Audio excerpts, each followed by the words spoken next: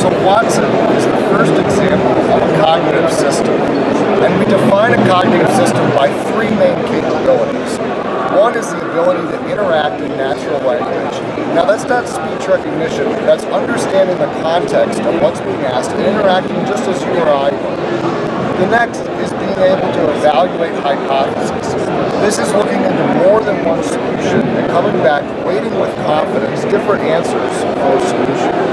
And the other is its ability to adapt and learn. So as users interact with Watson, physicians, retail customers, telco customers, Watson is learning from those interactions, seeing what was valuable, and coming back and using that to improve itself over time.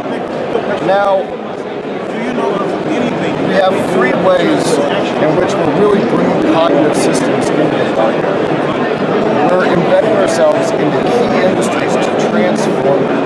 So think about Watson's work in healthcare. Watson's working in healthcare now with physicians, researchers, with the back office, to tackle huge societal problems from the ground up and really transform the ways that these industries work. We're also bringing Watson out through a host of products that go into industries such as retail, finance, insurance, telecommunications, that are bringing that same cognitive capability of Watson into tackle some of these business problems.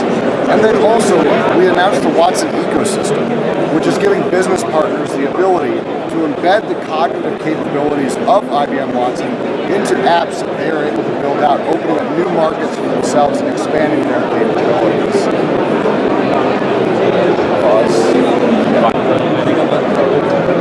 So within the Watson ecosystem, business partners that are accepted into the ecosystem are able to embed Watson into a cognitive app. Now this is an example of a retail use case with a partner, Food Retail, who came out with us as one of our early partners in the ecosystem. And it shows how they're using Watson with their clients to fundamentally change the e-commerce experience.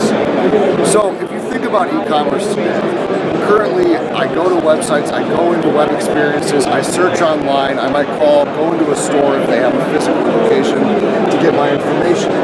Now, consider being able to go to a website, in this case the North Face, and interact with Watson directly. Now, we had talked about Watson's ability to interact in natural language, and that really comes to the fore here. You're shown, as I go to ask Watson a question, I ask incomplete sentences in natural language, just as I would interact with a store, someone in a store, that I'm looking for gear for a backpacking trip.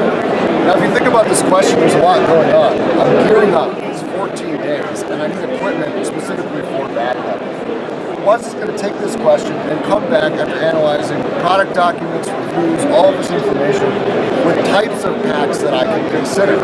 Now, let's go a little bit further. For my trip, I want to know about technical packs, so I'm going to follow up with Watson to show me some technical packs.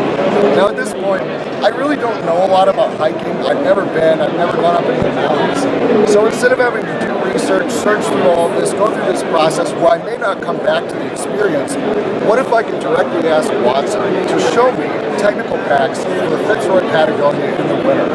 Now, this is a very targeted sentence, and it really demonstrates the contextual awareness and ability to interact in natural language. So the response I get are a list of packs that I can consider, including what Watson has particularly recommended, the Profit 65 pack with ABS technology. So I want to talk about something else with Watson, where we talked about this idea of being contextually aware, or understanding the context of what's being asked. If you go to a search engine and search for ABS, you're likely to find something about analog brake systems. Well, Watson knows we're not talking about a car, we're talking about going on a trip to Fitzroy, Patagonia. So what I'm going to get after following up with Watson to show me ABS technology is going to be a landing page pulled together about avalanche airbag systems, which is contextually relevant to what I'm looking for. Now, what we see here is it's pulled together products, video, and a description based on ABS technology.